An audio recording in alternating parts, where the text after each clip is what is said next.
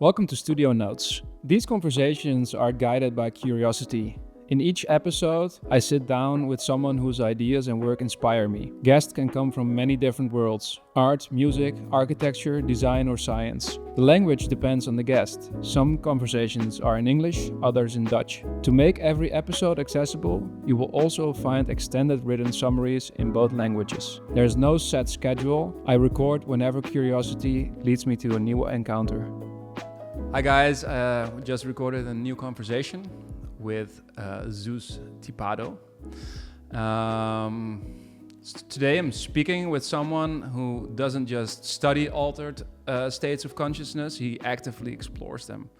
Zeus Tipado is a neuroscience researcher at Maastricht University, where he's pioneering studies on DMT, virtual reality and the brain, but he's far from a traditional academic.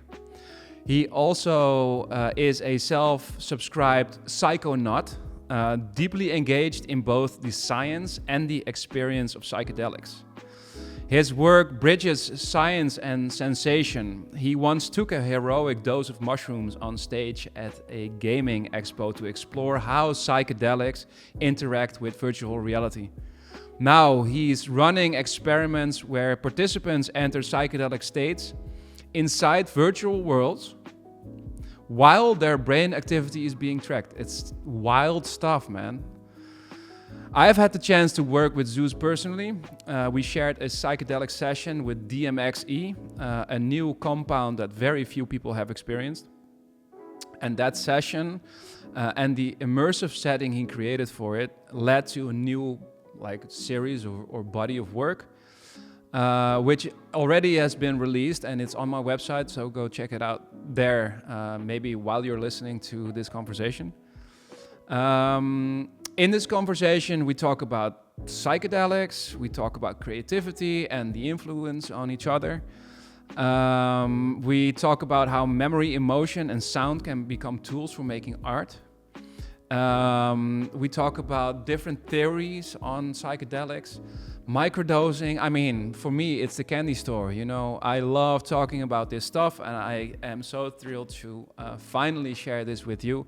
Hope you enjoy it. Here's a conversation with Zeus. Yeah. Well, Mr. Zeus. Mr. Bastiaan. It's such a pleasure and an honor to have you here. I just started these conversations and recording these conversations again after I did that in 2019. But like everyone, we evolve and we have different interests and different people we meet. And that's why I thought it was interesting for me to record these conversations. And now I'm actually here sitting with an official scientist. I mean, who could ever thought that, right? Dude, it's awesome. These conversations are all about curiosity. I hate that word in English. Curiosity. Why? No, because it's such a difficult word for me to pronounce. What is it in Dutch? Nieuwsgierig. Ooh, that's hard for me to pronounce, dude. I was thinking curiosity.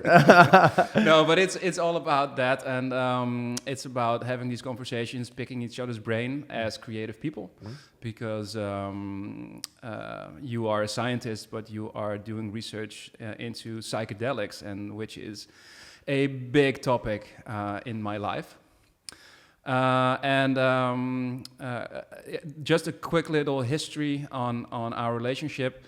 We met through a mutual friend, Nicholas Fahey. Hey, Nick Fahey. Hey, Nick, man, how are you doing? He's running the gallery in LA, which I'm part of. Fahey Klein. He's a big friend of yours from back in the days, I guess. Huge person in my life. Massive person in my life. Yeah. And shout out to Nick. We were in Paris, Paris Photo, and I was showing my work there with Nick. And he said, well, I have this friend from LA. He's living in Maastricht, and he's doing research on DMT, and you should really get to know him because he's like a few hours. So you jumped on a train, yes. And we had this crazy conversation that night about psychedelics and about mushrooms and about all these things. And after that, we stayed in touch because we're going to talk much more about psychedelics and about creativity today.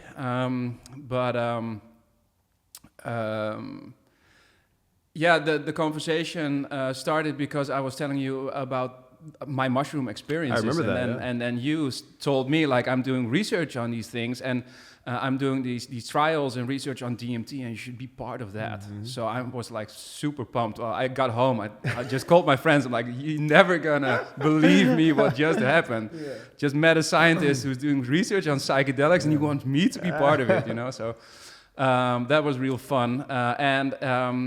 Eventually, because that was a few years ago, we stayed in touch, and it evolved in not being part of the DMT research, which maybe I will be in the future. But you reached out to me saying, I have this new substance called DMXE. And my mind just went like, oh my God, yeah, I want to try this out. Not only because I love experimenting, but also because I felt like there is this angle to it, like creating art based off in a psychedelic experience, which we're going to talk about much more today. Yeah. And I did, and I wrote this article about it, and you just published. I don't know when this episode is going to be live, but you published yesterday. Yesterday, yes. Like we're talking on what day is it today? Today is Friday, the 26th of September. So on the 25th of September, you actually did a video on that experience as well, which is amazing. Yeah. So a short little insight into the history of how we met. Yeah. I would love to pick your brain on a few things and hear your thoughts from a different perspective. In the little conversation we had just before the mics went on, I just explained that I'm being more vocal on using psychedelics and having that like as an inspiration for my art as well. And the reactions are mixed, as I understand, because a lot of people don't understand exactly what things are, and a lot of people think psychedelics, it's just drugs. They throw like DMT or mushrooms on the same pile as heroin, for example. It's just all bad, you know, drugs are bad, okay? And you know, I think that's a wrong conclusion. I think it could be very helpful also in a lot of therapeutical ways, right? That's one of the reasons I started doing the mushrooms, just to have like an inward experience, and I found out that it just ignites a lot of creativity. You are coming from a different background, being a scientist and really diving into the material.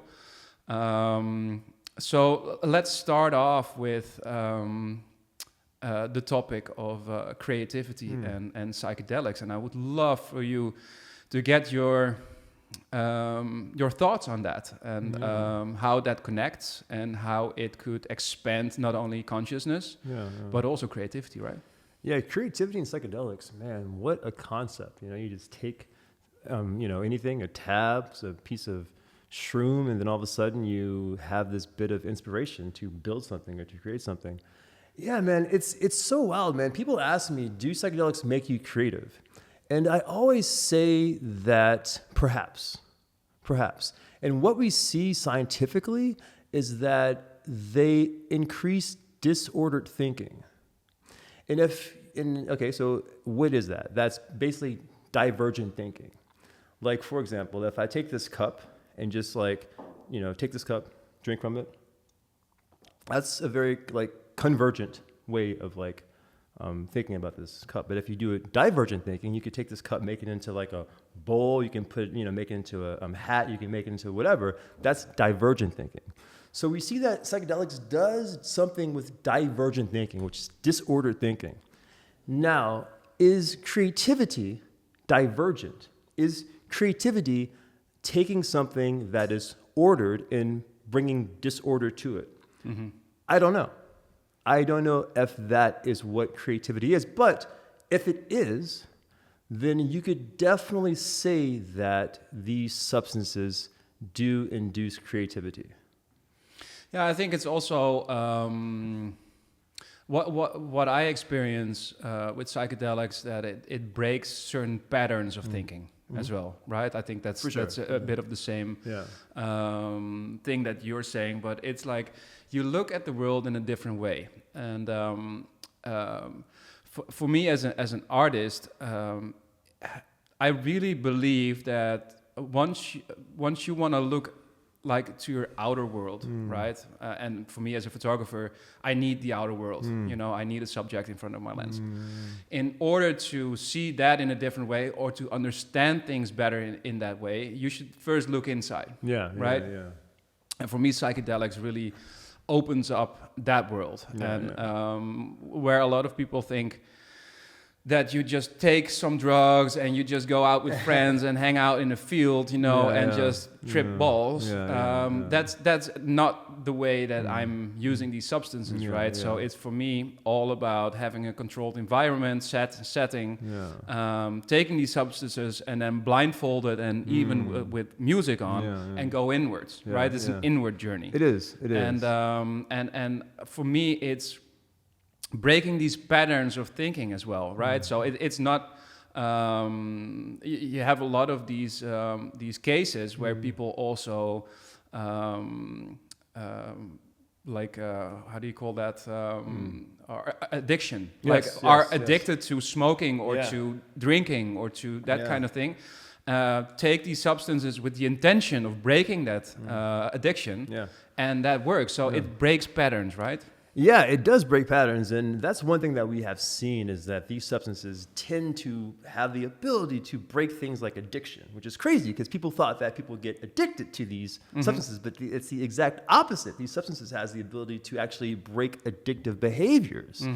And what is that? It's basically a pattern of behavior that you've been doing over and over again that it's not conducive to your like future or something, So yeah, psychedelics does have that ability, but let me just get back to this idea of like drugs. You were talking about people think that these substances are just drugs. Well, like, okay, drugs. What are drugs? It's such a dangerous word to say.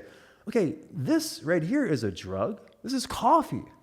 Caffeine is the single most abused substance on the entire planet. People can't even get out of bed without having their cup of coffee. That's called an addiction. For sure.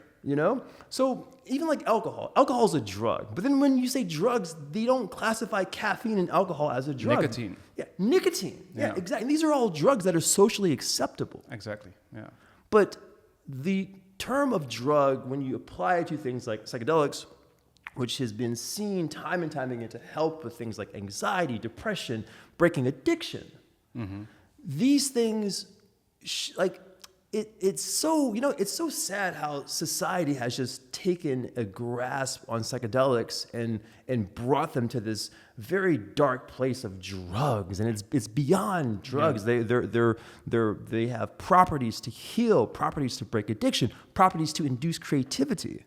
So I think we need to redefine what that actually is. Could it be the case that like nicotine and caffeine, alcohol in some cases have such mild effects that is the case that is being socially accepted? Because if you are walking into a pub and there are a few people drinking, I mean, the later it becomes, the more messy it will become.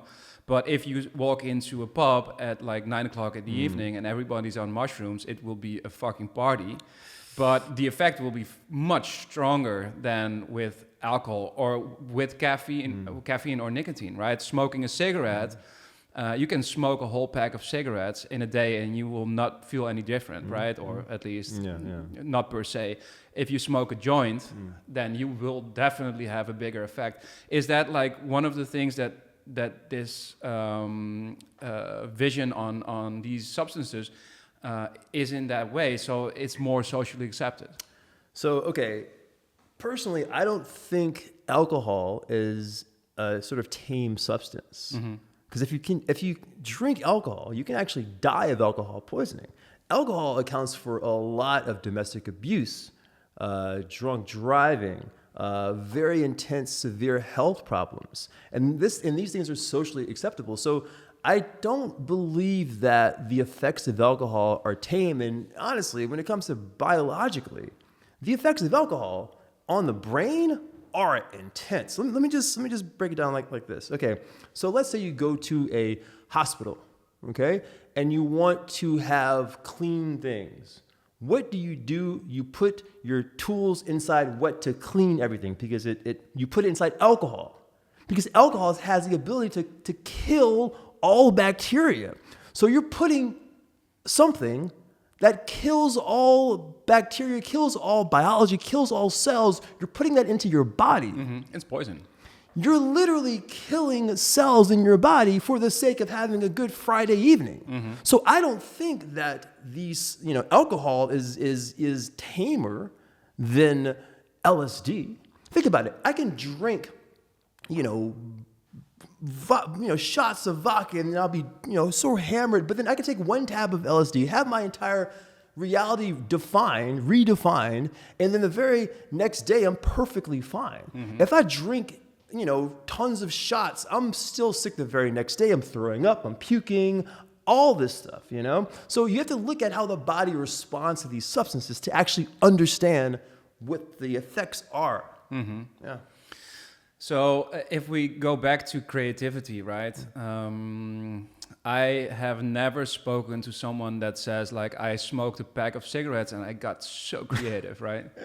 But then I talked to quite some people, and let's say more and more people are on board with psychedelics, right? I feel like there's a big trend happening, a big shift happening in regulatory thing, but also in at least in the creative sector. Like, people are more and more into microdosing, which we will come to later on, because I want to pick your brain on that as well.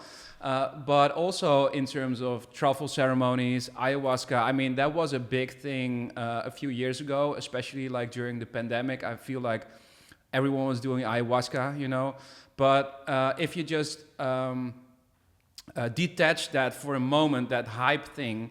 I did ayahuasca with my brother. It was amazing. Wow. And getting back to creativity, I talked to so many people that using, like, either have an experience with ayahuasca, using LSD, DMT, truffles, and they say, like, it opened up a world of creativity for me. Not only in imagination, but also in terms of thinking patterns, just like we talked about. And I think maybe one of the big things that I experience, and I would love to hear your thoughts on that as well, is like this feeling of being connected to everything, right? So I think everyone who had an experience, a psychedelic experience, once had this feeling that we're all just connected, right? It's all one big, everything is one kind of vibe, right? Yeah. Especially when you're in nature, it's crazy. Yeah. But even after the experience is over, I feel like you're more being connected to people. You're more aware of people. You're more aware of your surroundings, right? And being more aware of your surroundings means that you're also looking into aesthetics and beauty and things in different ways, right? Yes, so absolutely. For me, having that connection with psychedelics, connectivity, aesthetics, you are more appreciative of these kind of things, and that's also inspiring for arts, right? So it's no secret that a lot of artists, like the Beatles, and were using these substances to come up with these amazing songs and amazing artworks, right? So getting back to like the connectivity part, like, is that something you experience within your research, or like the people you talk to, So like, that's one thing, to be connected. When we do these like substances, you feel connected. And of course, if you do it with people, you feel, that you're like with them, but you feel connected to the entire planet. You feel there's a sort of global consciousness that you like sort of feel in you. And that's sort of this idea of like dissolving your own ego. What sort of assembles, a person as a person, what creates like these like boundaries dissolve. And then you sort of like dissolve into this bigger sort of thing. You know, the crazy thing is, I just thought about this as we were sitting here talking about this. Not only does that feeling happen, but in the brain, the same thing happens as well, because the brain energy sort of dissolves, it sort of disperses out. And so your like brain talks to other parts of the brain that really it doesn't talk to. It's sort of, the whole energy sort of dissolves out. So you can experience like all the barriers are away. Oh yeah, right? all the barriers are removed, not only, you know, like personally, ego-centric stuff, but also in the brain. So yeah, that's one thing that psychedelics does, is that it removes these like barriers or these limitations or these confinements that you've been putting yourself in, which perhaps is also the reason why it helps with things like addiction, because these confinements are self-induced. Yeah, interesting. Yeah, so I think in many different ways, psychedelics influence creativity, right? So I was doing a little bit of reading before you came in, and I just highlighted this piece of text which I will read out to you. Yes. And it's just crazy because a lot of people think there's a lot of preconceptive thoughts about, like, you know, what drugs is, and people that use these kind of psychedelics probably are weirdos, right? But listen to this. So Okay, I'm listening. Francis Crick, Yes. for instance, reportedly was on LSD when he theorized the double helix structure of DNA.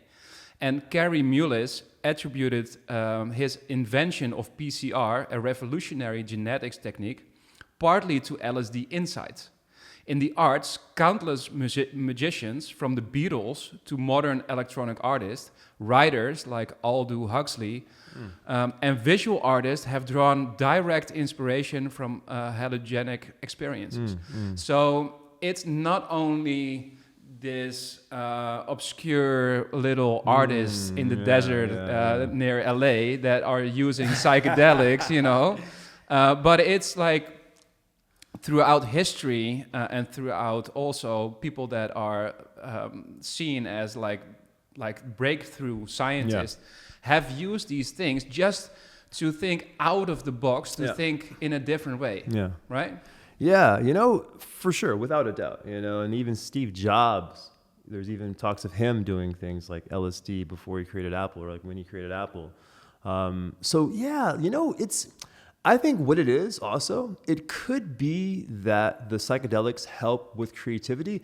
It also could be that the personality of a person that would venture to, you know, sort of augment their own consciousness is a certain attribute that would also raise to success or you know, do something innovative. So it could be a personality thing. It could be a substance. It could be a combination of both. You know, because it takes courage to consider the fact that you're going to have your entire consciousness altered by a substance for the next, you know, hour, 2 hours, 10 hours, depending on what you take. So there is a bit of courage that is involved with taking a substance, but there is courage involved with, you know, doing art, creating art, putting yourself out there as well. So really it comes down to having the courage to be bare, not only with your art, but with your own consciousness. Yeah, for sure. I was thinking about this. I had some conversations with friends, and could you imagine? And I am of the opinion that, like, if you want to become a politic figure, you should definitely it should be like mandatory to take psychedelics before you enter that realm, right? Could you imagine having like Trump and Putin and all these guys having like just go for a weekend, just retreat in your little resort, just eat this bag of mushrooms, come out the next day and just let me know what you think about yourself, bro. Man, could you imagine what happens? That is the dream, man. That is the dream. You know, actually, I have a friend who actually painted a really cool picture of Putin, Trump, and Kim Jong-un doing ayahuasca. Really? And I bought 2 prints from my 2 supervisors at Maastricht University that they have. But yeah, man, it's like, so whenever like your job is to create policy for people, then you should understand people. And in order to understand people, you have to come together with these people. And a great way to do that is if you want to truly, immerse yourself into these people and into society, is to have an ego-dissolving experience, an experience that takes away who you are and brings you to everybody else. To really understand what's happening. Yes, with a job like politics, for sure, without a doubt. Now, if you're like, I don't know, some like astrophysicist that's dealing with math, maybe not, but it'd be great if you try it. But definitely politicians, because the responsibility they have is so important, and you have to understand the people to really fulfill that responsibility. Yeah, exactly. Totally. So let me go back to Zeus being 10 years old. Me? Oh, okay. 10-year-old Zeus. Let's go. Where were you? What were you doing? I was in 5th grade reading comic books. I was trying to ask out this one girl, but I didn't have the confidence to. So I just was quiet and I just didn't do it. Something I regret probably to this day. If you're listening. But whatever. But yeah, man, I was in 5th grade. I was not into psychedelics. I was into, you know what I was into, Bastiaan? I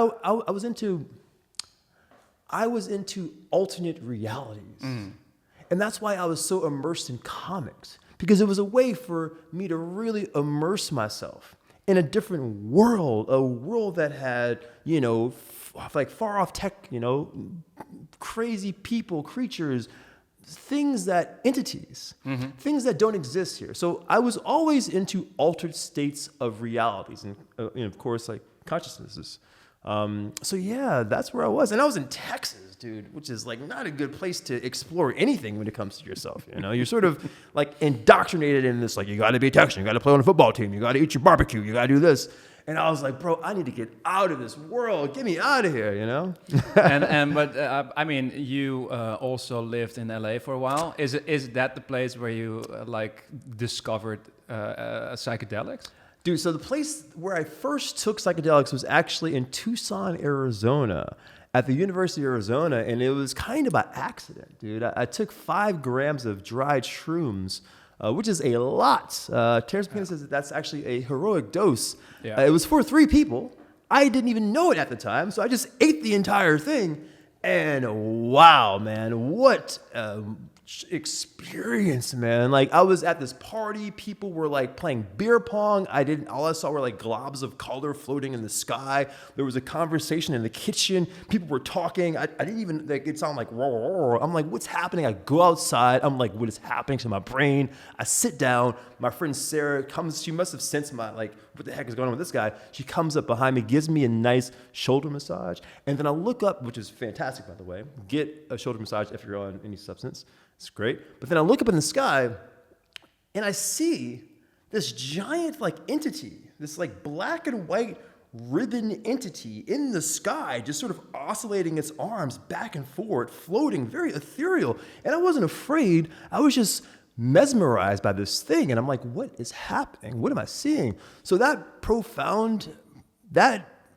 direct experience made a profound impact on my entire life. I even, at the time, I was a bachelor in psychology. I added a second bachelor's, a bachelor in religion, because I thought that perhaps those two would sort of give me the understanding of what I just saw. And that was my first sort of experience with psychedelics, was in Tucson, Arizona. And so from that profound experience, which I remember the first time having a profound experience like that. I mean, like I said, it's for me, it was more of an inward experience always. For me, it was traveling with one of my best friends, Yalmar, in LA. We did a road trip there, nice. And our friend gave me some mushrooms and some dried mushrooms nice. As well. And yes. we ate the mushrooms in the desert, and we were lying down on the rocks, and it was like a religious experience, right? It was the most. I'm not religious at all, but it was. If there is a God, then it was at that moment, right? Yes. So I know how profound it can be, but between having that experience, like eating a bag of mushrooms by accident, and becoming one of the leading scientists in DMT research, there should be a lot happening there, right? There's a lot happening there, yeah. There's a lot happening there. So yeah, that happened. I got 2 bachelors, one in psychology, one in religion. Then I went to the UK, got my research master's, and I chilled in LA for a bit, hung out, and of course I kept on reading, I kept on seeing what's happening in the industry, in the field, what's possible, and I just kept on pursuing the idea of altered states of consciousness.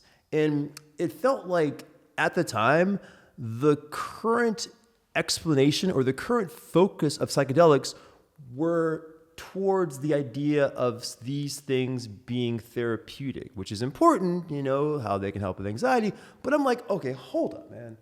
Why are we even tripping at all? Mm-hmm.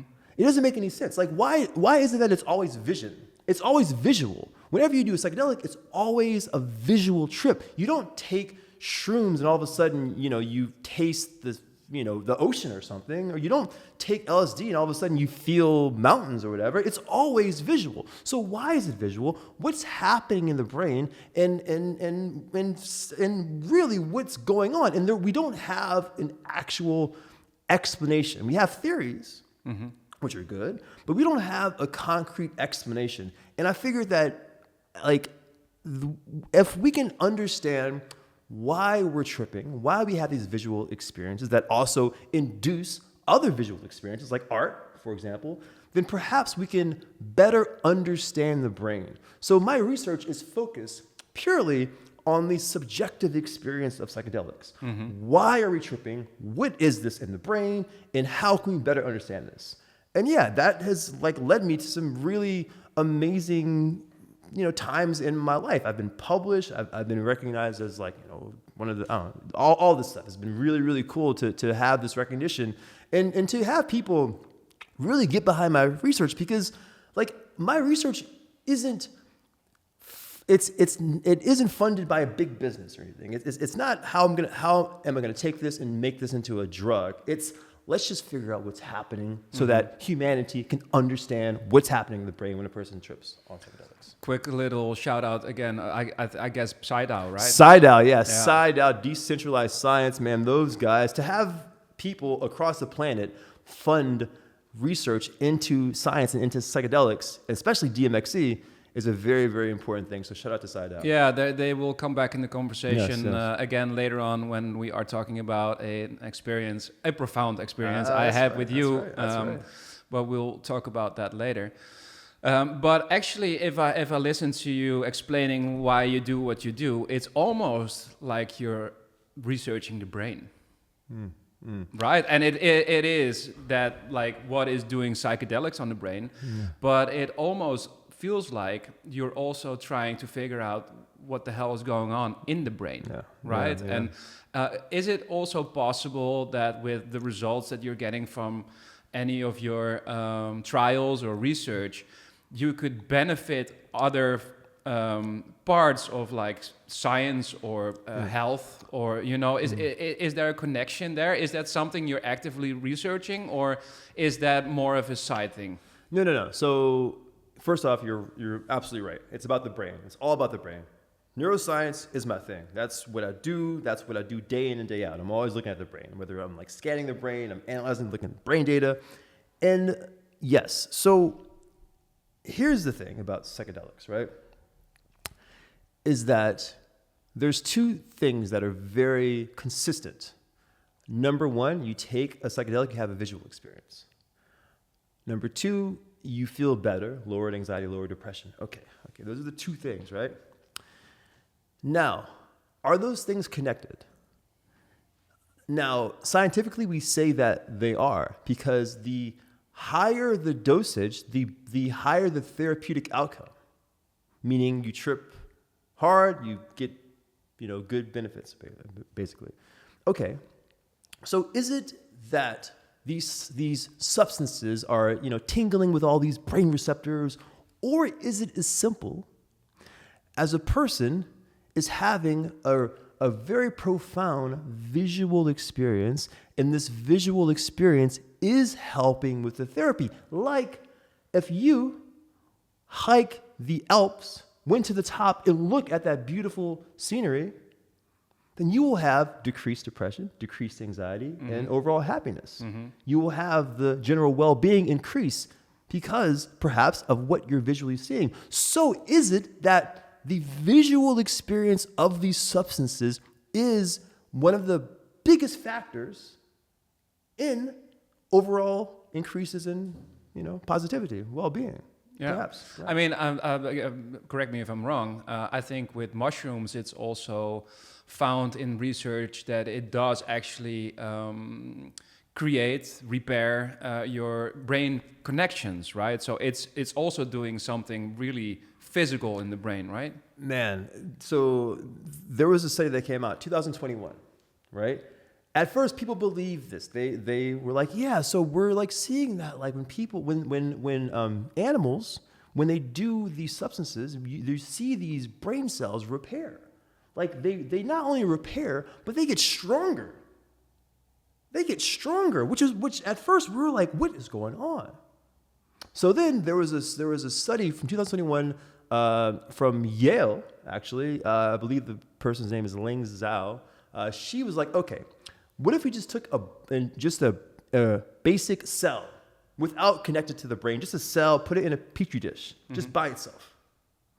And what if we just dropped some like psilocybin, which is the active ingredient inside shrooms, magic mushrooms? If we just drop that into the tray, what happens? They did that. They found that the cell, isolated by itself, does repair itself. It gets stronger with one dose of psilocybin, which is remarkable. It's crazy. It's so crazy that people don't realize how crazy that actually is. Well, it all, I mean, if you take the theory of McKenna with the stoned ape theory, right?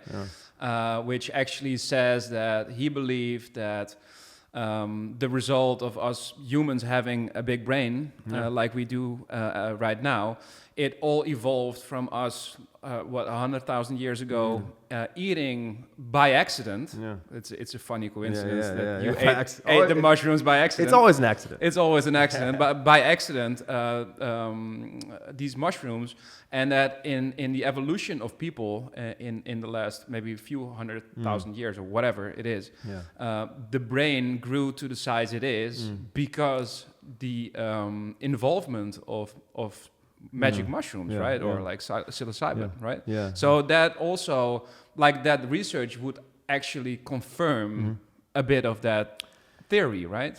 Yeah. So it's called the stoned ape theory. That's what Terence McKenna called it, or that's what people call it right now. But yeah, it's a theory that back in the day, early humans or primates just accidentally ate mushrooms growing on the plains of Africa, which they grow naturally, and they just ate it. And then they were like, oh, this substance, not only do we trip, but it helps us hunt.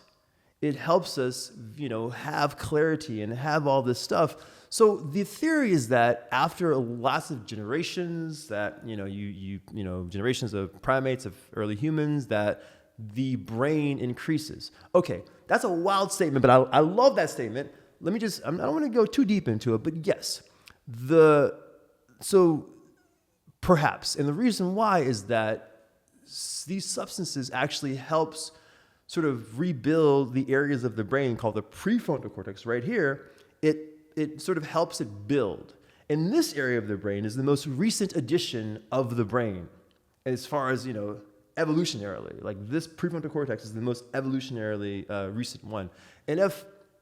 And perhaps it's more evolutionarily recent because over the course of, generations, we've been constantly building and building and building this area based on the amounts of substances that we do. That could be part of the theory. But is the theory, it's a theory, it's theory.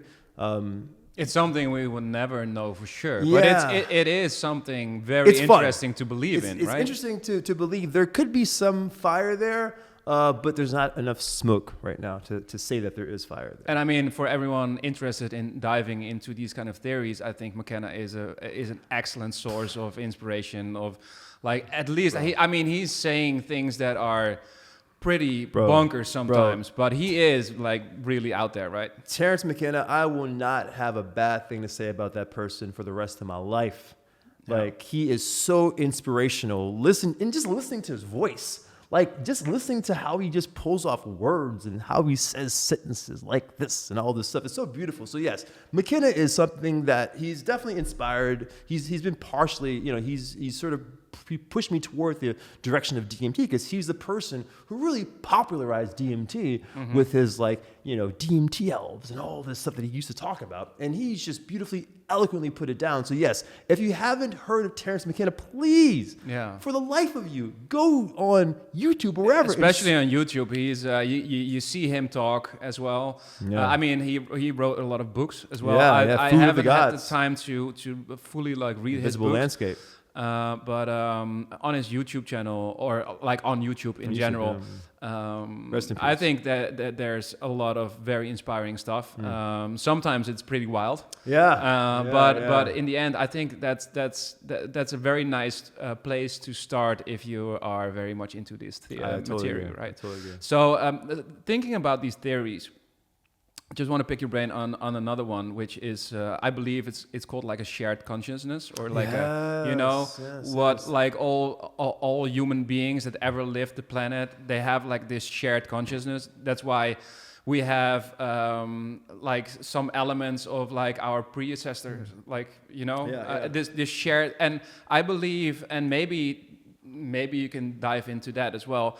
If you take psychedelics, and in my case the mushrooms, you really feel that there is some kind of shared consciousness. And it could be either, in my opinion, two things, right? Either it is, right? Okay. Or because you read about it and you already thought about it, then if you are taking these substances, that it gets blown up in your mind, right? So what's your? I think I already know your answer. So what you're mentioning. So yes, you're right. So this thing called expectancy effect, meaning if a person primes you to believe something like, hey, you'll see the elves, you'll see entities, you'll see this, you'll do that, and then you take it. Then that expectation of that person, then you'll probably see it. You'll probably experience it. Okay, so yes, now consciousness. Whoa, you've opened up a can of worms that are flying across the room, bro. Consciousness. Okay, so let me just say, consciousness, I have some wild theories on consciousness. I think that consciousness could just be a fluke in just this whole thing. And perhaps even to the point where consciousness may not even exist. And the reason why I'm saying this is because consciousness, every theory of consciousness, every single one, they're all unscientific, meaning they're unfalsifiable, meaning that they're impossible to be proven true or to be proven incorrect. They're unfalsifiable, every single one. So with that said, that's why they're unscientific, because in science you can prove everything. I can prove this thing exists based on doing data, doing the spectroscopy. I can prove this tape. I can prove you exist. Yeah. I can prove everything exists. But consciousness, you can't prove that it exists. No, it's as true as heaven, right? Yes, exactly. Yeah. But the idea of it is something that permeates all of culture. To have an energy within you that has the ability to think for itself, to have free will, to have, to create, to destroy, to do whatever. That is the idea of consciousness. Now, collective consciousness. Collective consciousness. That's the thing I would So that, man, okay. So So I think this. We all think that we are like ourselves, right? Like we have these ideas of egos. Like we're all each other. Like I am myself. You are yourself. And that's just how it is. That's just how it is, right? Okay, is that true, or are we actually a collection of different biological entities, of different cells, different organs that all are alive? So instead of us being us, you being you, we are a community of things that all collectively work together to exist, to benefit each other. Your liver cells are working with your heart cells, your brain cells. You're all talking to each other. They're all talking to each other. So we aren't who we think we are. We are a collection of these different organisms that have evolved to essentially work together to keep this thing alive. So we are already collectively consciousness in our own in our own bodies. So that right there is extraordinary. So if we are already collectively conscious within our bodies, then perhaps there is a sort of collective consciousness when it comes to us being connected together. Yes, there is. And perhaps, this is the last thing I'm going to say, then I'm going to stop talking about consciousness. Perhaps, like, what consciousness is we all originate from the universe. We're all part of the universe. We aren't in the universe. We are the universe. So perhaps we are just the universe experiencing itself. That's deep, man.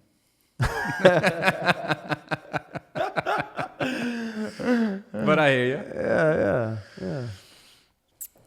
Yeah. Interesting thoughts. Yeah. I wanna dive into a few more things. One is, and we're gonna keep it short. Yeah, For sure. this last theory I have. Okay. Then I wanna pick your brains on microdosing. Yes. Because I'm a big fan. Yes. And I know your opinion on microdosing, so I would love to hear that. Let's go. Then we're going to talk about the DMXE experience, Ooh, yes. which I had with you, Yes. which I created art out of that experience. Amazing art. And then in the end, I would love for you to tell me more about the DMT trials and Yes. research you're doing. So first off, the theory. And it's, you can keep it short. But I just heard that you also studied religion. And I had some really interesting conversations also with my friend Yalmar in LA while we're doing the trip. Okay. Literally the road trip, but also the trip. Double trip. Double trip. And we were talking about, because it was such almost like a religious experience, right? I don't believe in any God. And that's also my right? Totally. I respect any culture, any religion, but for me, I don't believe in that. But that experience actually brought me to a point where I'm like, fuck, okay, if 100,000 years ago, someone ate a bag of mushrooms or took these mushrooms, ate it, and had this experience, then I am, or not even 100,000 years, maybe let's say 3,000 years ago or 10,000 years ago, the Vikings or whatever, they ate these mushrooms, they had these experiences, and you truly believe that there is something bigger than life, right? I at least had that. So at that point, I was like, okay, isn't there a possibility that religion itself started by means of these experiences? Because if somebody took these psychedelics, had these experiences, and then told someone like, well, what I just experienced, we're not here on the steps with like the group of people we are here. No, there is something really bigger. There is a God, right? Yeah.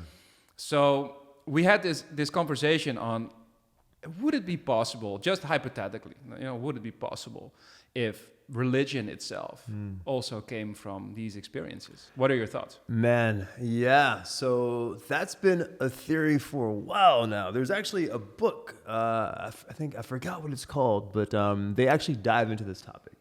And they look at not only Christianity, but all the religions. And they found shreds of evidence that shows that the evolution of these different religions, it could be inspired by an actual trip.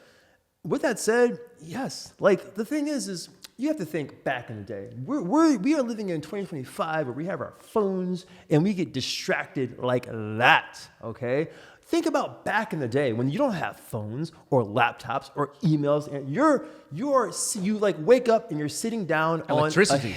Yeah. It's like you have campfire. Yeah, you have a campfire and you're just sitting there and you have tons of time to explore, to experience. So yes, you're going to try out every single plant, every single thing, every single root, every single thing, because it's all tech for you. It's all tech. It's like biotech. You want to try it out. So yes, I think that so first off, let's just look at like Christmas, for example. Santa Claus, red and white guy wearing a hat, originated in like in Sweden area or somewhere around there, Denmark, that whole sort of Nordic area. Mm-hmm.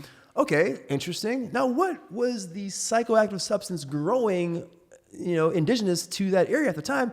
Amanita muscaria mushrooms, which are those classic red and white mushrooms that look like Santa Claus. Could it be that a person ate these shrooms and they're like, wait, hold up, I'm tripping my, whatever. Let's just build an now entire... they're DMT elves giving me presents. Exactly. Now they're elves running around giving people gifts, going around the guy. So of course, anything that seems wacky in history the origin of it could be psychedelic induced, for sure, without a doubt. So as far as religion, is religion wacky? It's very different.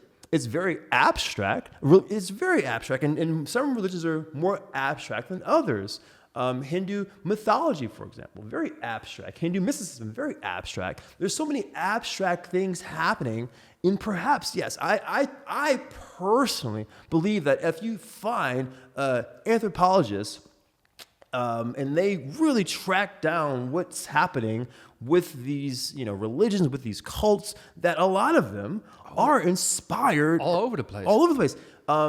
Italy, for example, I think it's the Demeter, I forgot, Return of Demeter, some type of Demeter thing, where there was a cave in which like ergot fungus grew inside the cave, and this ergot fungus was really just LSD. Mm-hmm. So a lot of people would go there, trip on this ergot fungus, and have these wild experiences, and then come out the cave, and they're like, hey, I've created this idea, and that idea. Look at me painting on the wall. Yeah, they're painting on the wall, and now I'm going to, So yes, like that. But I also would love to believe that everything, like I've also been diving into some of the pyramid stuff, and like I found that very fascinating, but also in like the old hieroglyphs, you have a lot of these signs which indicate the use of psychedelics, right? You have these vases where they discovered these vases where the Romans, for example, put like wine in, and then now they unraveled these vases and they scraped the substance of these vases. Turned out there was a substance in there which was psychedelic, right? Right, so yeah. it comes back in the Mayans, it comes back in all these these cultures, right?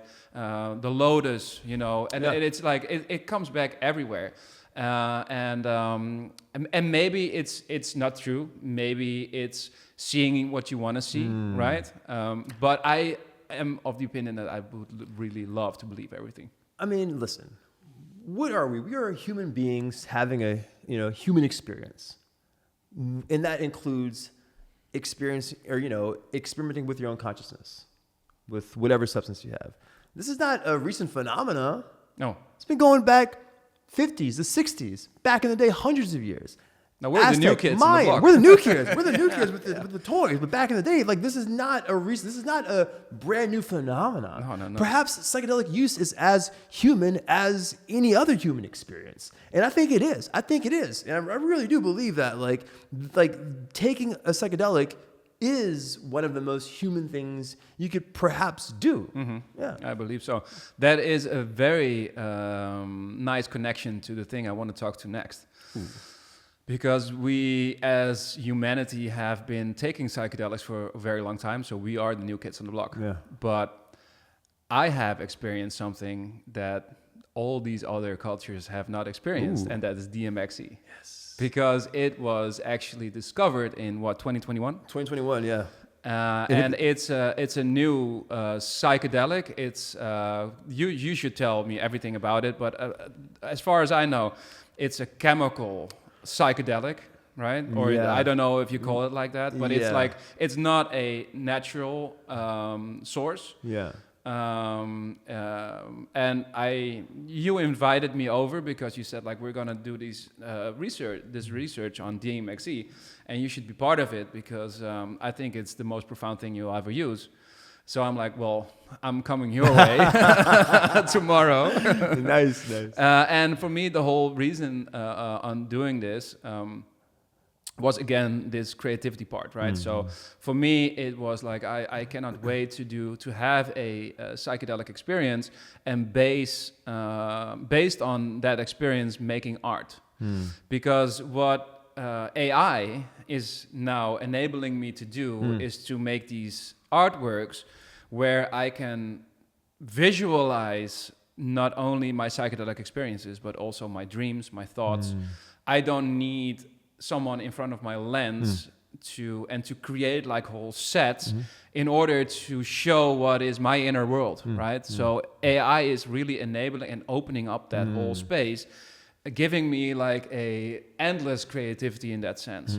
So once I discovered the use of AI to make artworks, and you came up with like, well, let's try DMXE. I'm like, yes, this is the perfect fit, right? So went over to Maastricht. You live in Maastricht, in the south of the Netherlands. That's right.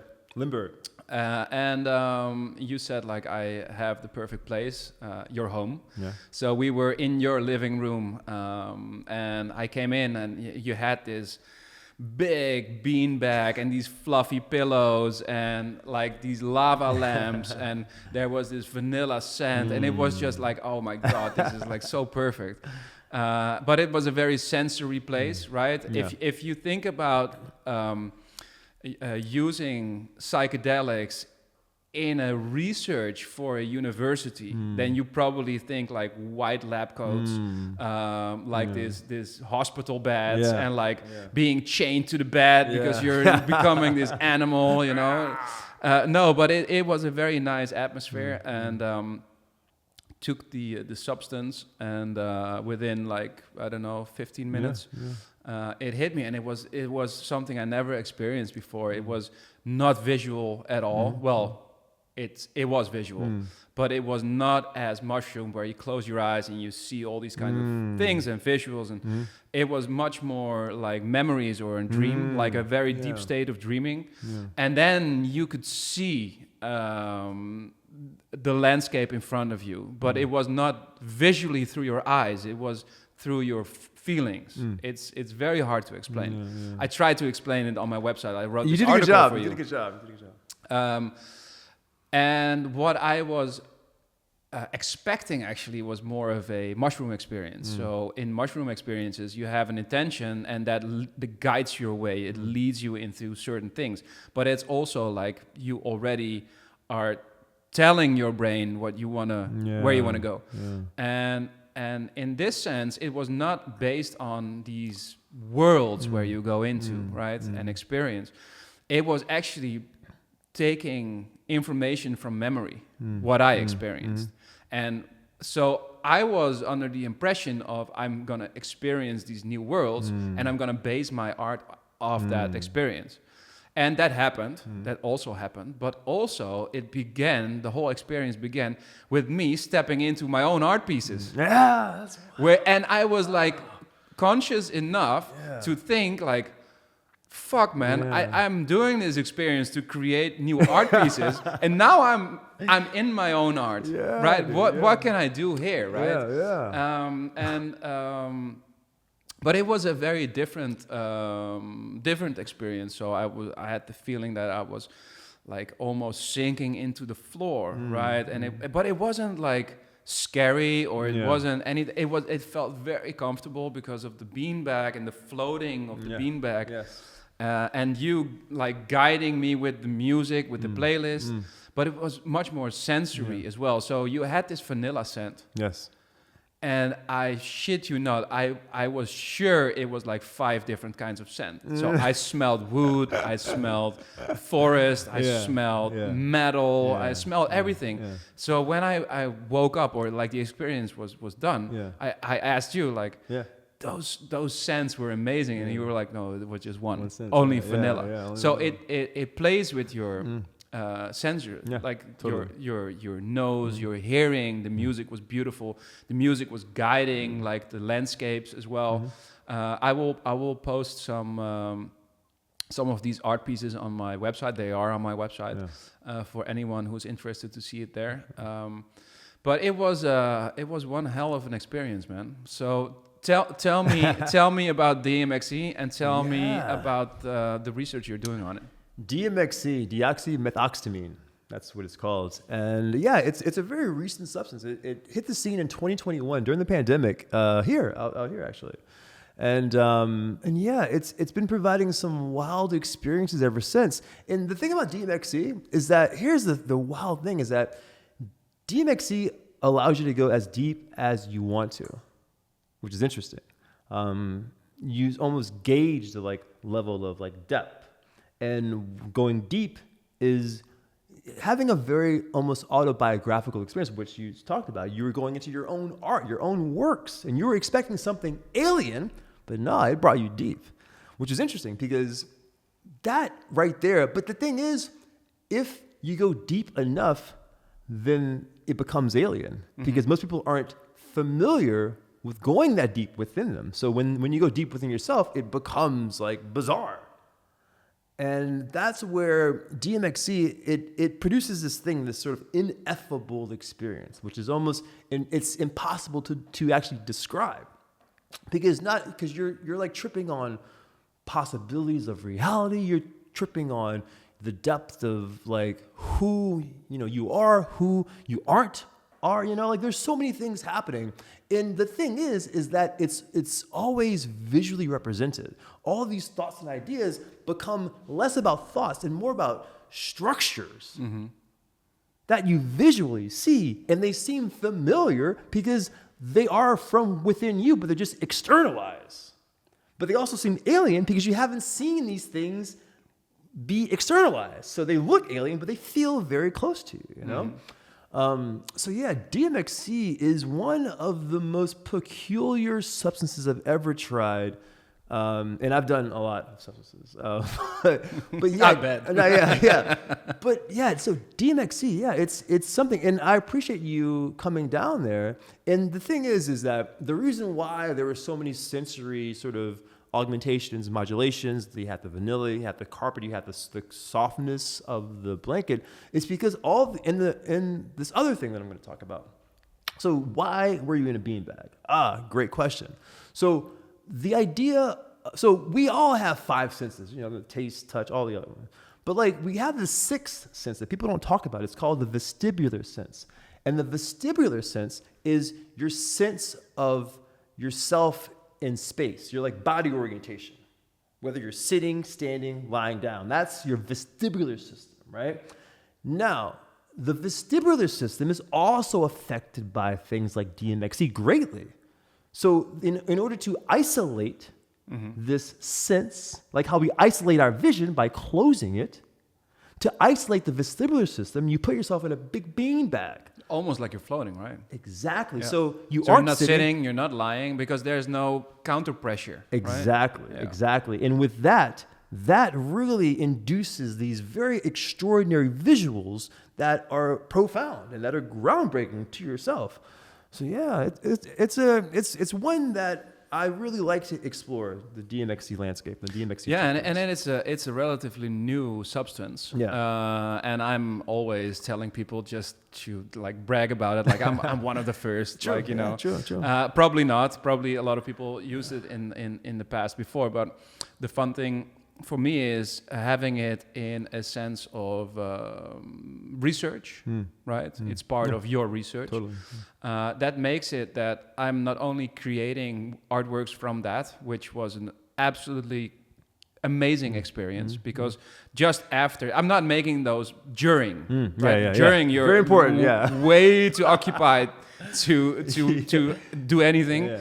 So I actually created them like in my hotel room after the experience. That was amazing. But also you are very much aware of your experience and how you are talking about it. Because normally when I do a mushroom experience, for example, I'm by myself.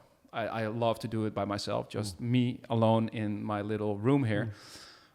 But in this way, I knew I was part of the research for you. So I knew that right after I just had to voice record, write down, and then you are actually having the most benefits out of these experiences because then you are really diving into your memories again. And just like any psychedelic experience for me, the longer you wait, the more it just goes away. Yes. If you come out of it, it's so much in your brain still. You can really. So you should like really be quiet and just have a voice recorder and just like record for 10 minutes, 15 minutes, just blab into it, say everything you want. And then based off that information, which is very fresh, I wrote an article for you, and then that helps for you to research the substance, absolutely, write like new papers, and for me that creates a very interesting situation because not only am I experimenting with something that I never did before, making art out of that, but also helping research and coming back to PsyDAO, I think it's so cool that there's a group of people that is like funding these experiments and this research because there is so much that we don't know yet about these substances, and it could definitely help us in any way. I mean, maybe you can talk about this even more, but there is also a relationship to a part of the brain that stimulated by DMXE, right? Yeah. Which is maybe also related to like Alzheimer, right? Yeah. So like that's the thing about these substances is that they tend to like activate and of course deactivate certain areas of the brain that are like related to maladaptive things like Alzheimer's or like anxiety, depression, and but we don't know like we kind of know like why we don't really have a clear explanation as to why that happens. Like it's very like the way psychedelics help us is still very mysterious. Like we don't truly have an explanation as to why. We have theories, but we don't have an explanation, and the reason why is because psychedelic research is fairly like it's a brand new concept. Like it's been happening for a bit, but like recently, the past 20 years is really when we've seen an uptick in true scientific research. Maybe the past 15 years actually, So like as far as DMXE, man, it could have so much. It could have potential for like vestibular disorders, like vertigo. Things like, I mean, honestly, it could even have implications in aiding with things like autism. Like we don't fully understand the potential of DMXE, which is the reason why I'm happy that organizations like PsyDAO even exist, so that we can have funding to look deeper into DMXE. In which I've been doing. I've been researching DMXE for the past year and a half now with PsyDAO, and we've been finding some interesting things. We have some interesting proposals. We just filed a patent actually. So there's a lot of cool things happening with DMXE. Do you know by heart like where people listening and find that interesting could go to like maybe help funding this? Yeah, dude. So like if you just search for PsyDAO, PSYDAO. You could find all the information about PsyDAO, and it's a decentralized organization, which basically means there isn't a CEO. It's all based on if you want to be part of this, you can actually be a part of this thing, and it's based on. It's about buying these tokens, right? Tokens, yeah. It's about buying a token, and these tokens basically represent, you have ownership over this sort of thing, this sort of research. And the token is, of course, called DMXE, you know? Yeah, and of course. Why not, right? Yeah. But yeah, these like tokens help with the research itself. So the higher the tokens, the more research that we can do. Yeah. We have research that we're just waiting to do, but it's based on increasing the sort of visibility of what we're doing with PsyDAO in the DMXE token. So yes, the DMXE token is very important. You could probably buy them on like Uniswap and that kind of I think you could exchanges, buy, right? Yeah, you could buy it on like, I think like Solana exchange. You could buy it on like so many different exchanges. Just search like DMXE coin and you will find it. And then also search for PsyDAO to understand what this fully is. You know, don't just buy something blindly. Understand what it is. Understand like what you're doing and understand the research of DMXE, which you're doing right now by listening. But really inform yourself, and once you're informed, then decide whether you want to support the DMXE project on PsyDAO. And if you're supporting the DMXE project, then you're supporting research into DMXE, which I believe is the most extraordinary substance that I've ever encountered in my psychedelic research. And you support Mr. Zeus here. So and you support Go support him. Go support me. I mean, come on. Don't you want me to continue to research DMXE? Continue to do amazing podcasts? Like, of course you want to support me. You want to have more art? Just support Zeus, because then I can do exactly. DMXE Yeah, again. if you want more art, come on, man. It's a simple solution. Yeah. All right. We have to talk about two more things. Yes. And then we're going to round up. One is one that I am interested in picking your brain. Ooh. Microdosing. I love microdosing. Yes. But I know you have a opinion about microdosing. Let's keep this one short again. Very short. But I love microdosing. Again, creativity. Yes. I've done, I don't know, maybe 10, 15 microdose sessions. Okay. And then with a session, I mean like 8 to 10 weeks. Okay. So I had my fair share of microdosing. Okay. Some were better than others. Yeah. But in general, it was a good experience. And for me, it elevates my creativity. It elevates flow. Okay. And it gives me insane clarity. Okay. The same clarity I sometimes had with keto diet. Okay. Yeah. Right? Having a really fat, non-carb diet Yes. gives real mental clarity. Yeah. Yeah. I had the same kind of mental clarity with microdosing. And for me, it's getting into this flow. I can really lose track of time when doing deep work, right? So working on something creative, I could really lose sense of time, and you know, and for me, it's very obvious that I have this more when I microdose than I don't microdose. Okay.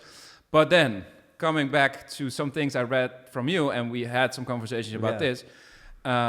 You think that it might not be like this? Go. Yes. Okay. Okay. So I have a question for you. When you microdose, do you feel like you're a little bit tripping? No. Okay.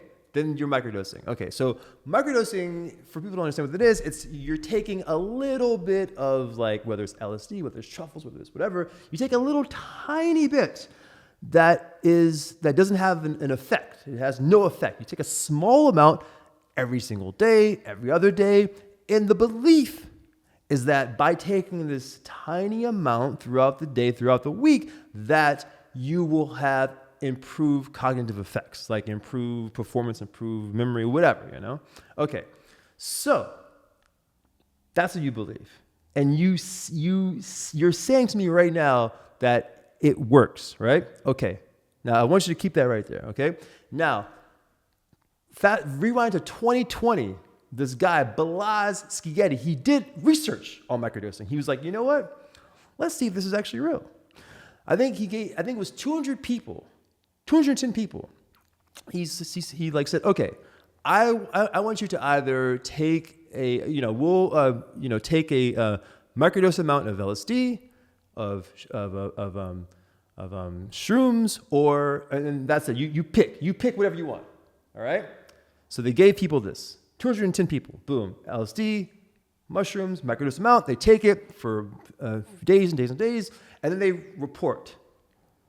And like everyone's like, yo, man, like I feel great, you know, I feel amazing. This is incredible. This is incredible. This is amazing. This is amazing. I feel better. I can think clear. I can do all this stuff. Come to find out, a lot of these people that receive these substances it was placebo, which placebo means that there isn't anything there. It's sort of inactive. It's sort of, you know, whatever. So the results of the study were so profound that he said the effects of microdosing is as effective as placebo. Now, what does that mean? That sounds like it's a bad thing to say about microdosing, but it's not. It's actually that if you believe you are getting better, you're performing better, if you have that thought and that belief, just that thought and that belief itself is enough. It happens. Yeah, exactly. Yeah. So with that said, does microdosing work? It's not about microdosing. It's about believing that it actually works. Interesting. Yeah, that's interesting. But then coming back to one of the theories that we talked about earlier is that it's also a physical thing, right?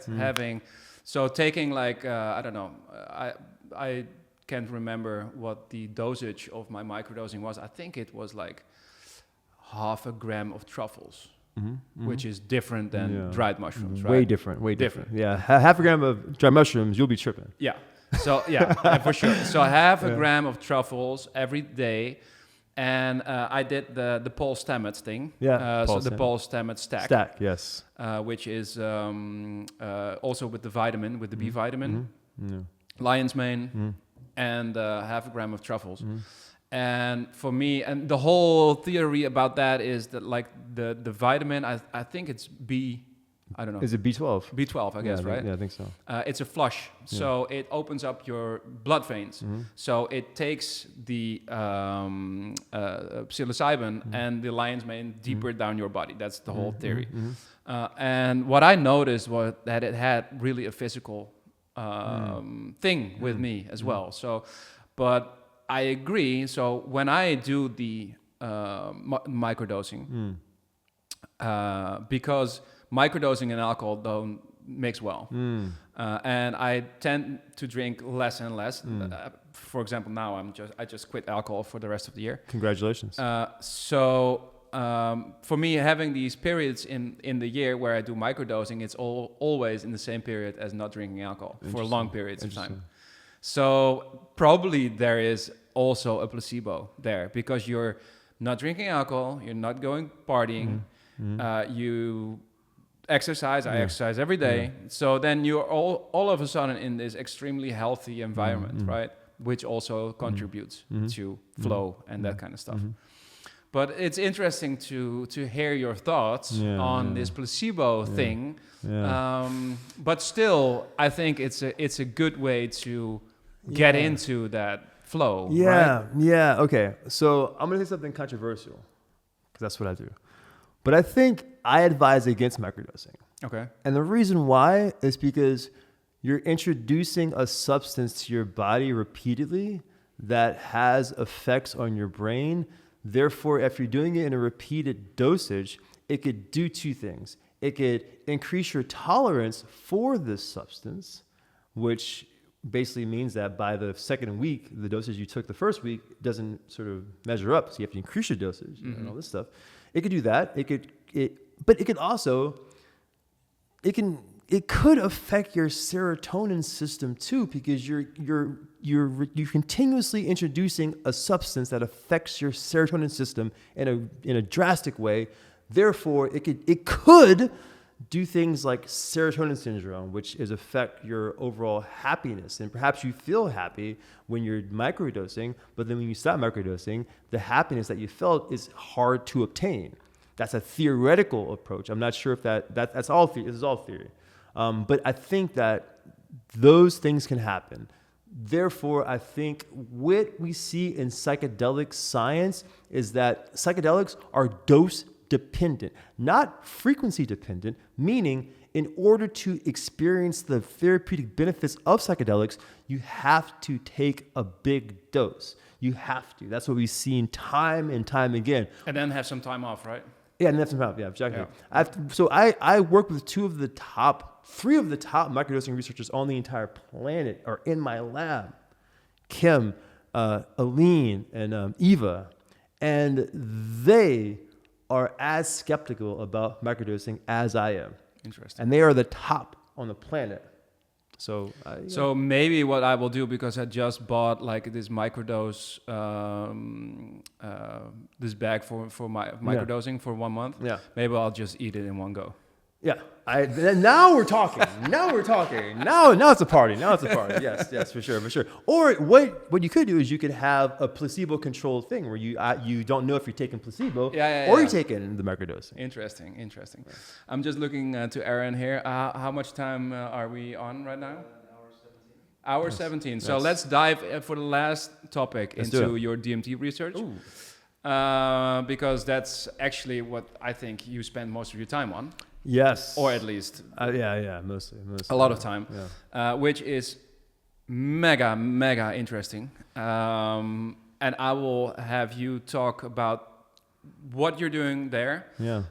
Let's try to keep it a little short. Yeah. But let's dive into the most important things in your study. Let's go there. Yeah. So a lot of people, you haven't really heard of DMT. DMT is a very peculiar substance. It differs from all substances in the sense that you take it, you inhale it, and within seconds, not hours, not minutes, but seconds, you instantly dive into a very visual world of some of the most bizarre scenes you've ever seen in your entire life. Things that don't make any sense. Things are operating on weird physics. Things seem to approach infinity. All these things are happening, and it happens so quick. There is no ramp up. It's like you're here, and then you are in a different reality. And the thing is, you don't get frightened by it because it's so bizarre. It's so weird. So, okay. With that said, and then it's done. It's over in about 5 or 10 minutes. It's just, wow. And you could like drive a car and go home like within like a half hour. It's that insane. But so when it comes to visual trips, visual experiences, DMT's at the top, without a doubt, undeniably so. So I'm looking at the brain. When a person has these visual experiences, I'm looking at an area called the visual cortex, which is like the back of the brain where essentially all your vision is processed, right? So the thing about vision, think about seeing anything, is that you can see a blue truck. You can see a blue truck and we'll see the activity in your brain, all right? Then I can also say, imagine a blue truck with your eyes closed. And we'll still see that activity as if you're seeing a blue truck in the brain. So when you're on DMT, your eyes can be closed, but your visual cortex is on fire. It is just so complex. There's so many things happening. And it looks like it's chaotic, but it's only chaotic because we don't have enough information as to what is actually happening. And that's where I come in.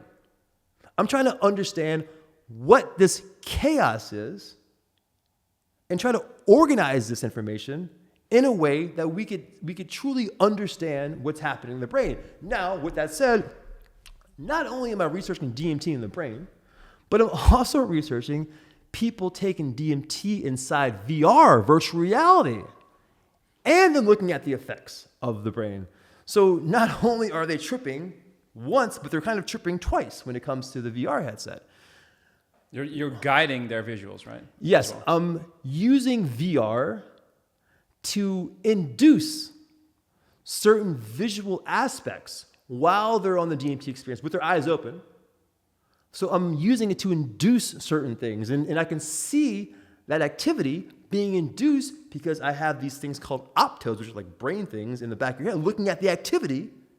Yeah, it looks like a helmet. It looks like some with weird sensors on it, bro, and it's like straight 27/7 cyberpunk stuff. It looks like wild stuff. But I'm like using all of that stuff to see the activity in real time. But you should be quick though, because it's like 5 to 10 minutes, right? Yeah, it's quick. So yes, it's a very quick experience. And we don't need a lot of data, but we can also make the experience a little bit longer by adding this other thing called harmine. which brings out the DMT experience a little bit longer. It stretches it out to what? To maybe like 15, 20 minutes as opposed to 5 minutes, you know? So it's not that long, but it's longer for us to get data to see what's actually happening. Yes, for sure. So you're diving into the virtual reality thing as well. I just found this insane quote on you. Okay. Yeah. Okay. So I read online that you once took 5 grams of mushrooms on stage at a gaming conference, and there was this connection to Snoop Dogg as well. Yeah, so I was living in Los Angeles at the time, and I was working for Snoop Dogg, his company, Mary Jane, which is one of the coolest things I've ever done in my entire life. I basically pitched a whole show to his company. I'm like, let me just do psychedelics and talk about the science. And they're like, say no more. Here's the cash. Let's go. So I'm like, okay, let's do it. So one of the first things I did is I went to this thing called E3, which was the biggest video game conference on the entire planet. Like, people from all over the entire planet would go there to show off their games, Nintendo, Sony, all this stuff. So I went there. I took 5 grams of shrooms. There's a video of it on YouTube if you just want to look at it. And I eat them, and I have one of the wildest experiences of my entire life. On stage? Yes, on stage. Not only that, cameras are looking at me. And you were wearing this goggle, or no? So at that point, I wasn't wearing the goggle, but I was playing a game called Deliver Us to the Moon, which is actually from here. They're from the Netherlands, from Amsterdam. But I was playing this game, and I'm so focused on the game, I'm tripping right now. I'm peaking, and I'm like, there's like you're like an astronaut in the game, and you're going through space, and I'm like, bro, this is the most insane experience ever. And then I'll look back, and there's like 12 cameras on me. People with their microphones. I'm like, man, I gotta get out of here. What am I doing? So yes, and then of course I did other things. I went inside VR. I experienced all these, amazing, interesting games. You can watch the whole video on YouTube. Go check it out. Sure, check it out. Yeah. No, it was just a little a little thing I found, but no, I think the DMT research is very interesting, and I hope you will unravel the mystery of DMT a bit more. I mean, it's such a wild thing to just think about, that DMT is in everything around you, right? And one of the most fascinating things on the whole DMT thing for me was not the matrix in the wall, but it's like the whole story of ayahuasca. We're not going to dive into that, but I find it fascinating that people in the Amazon tried out probably hundreds of thousands of species of plants and just found the combination of two. And it gives this magical experience. Go check out the story of ayahuasca, and we don't have time to dive into the ayahuasca thing, but it's fascinating as well. Which brings me back to DMT. In its purest form, which you smoke, right? You inhale. And I never had that experience up until right after this show. So we're gonna do some DMT right after we stop recording. That's right. I cannot wait to experience that. Mr. Zeus, I'm gonna thank you for this conversation. I thought it was a blast. Very interesting. I'm very excited to also share more about psychedelics and more about my interest in psychedelics to my community and the people that follow my work and my newsletter and all the things, YouTube. Because I feel like it's time. It's time to tell more people about that it's actually here. It's actually, it could really benefit you. Also want to disclaim that you should never do that by yourself, untrained, without any knowledge. Use caution. I'm pretty, I think, experienced enough for me to say that I do this by myself. Never do it by yourself if you're not experienced. And if you are interested in doing this, just find someone in your community or in your city or in your country that is trained to guide you in this kind of thing, right? It's very important to tell that, I guess, before accidents happen, because it is not without danger, I guess. It is very harmless if you do it in a good way, but it could overwhelm people, right? So I always recommend people finding a good ceremony guide or shaman or someone to guide you in the process, and then you could have the most profound experience of your life. Yeah. I totally echo all of that. And just remember, you're exploring with your own consciousness. So take caution, you know. If you feel that you aren't ready for a transformative experience, then I would say take it easy. Stay away from it. Leave it there. Yeah, leave it there. Thank you, man. Give me one of these, Thank bro. you. Yes, man. Amazing time here. And what a fantastic conversation. I can't wait to come back when all the research is done. Yeah, let's do that. And thank you for listening. And do the things you should do, like subscribing and liking and all subscribe, like. You could and you can find Zeus on all the platforms as well. Find me on Twitter, TikTok, and Instagram at Tipado, which is my last name, Tipado. You can also check out my brand new YouTube show on ydob.tv. Go like and subscribe, and all that stuff is basically I'm talking about what I've talked here, and we're going to just exactly. This is just an introduction. Go follow this guy. Yes. Much love. All right. Bye.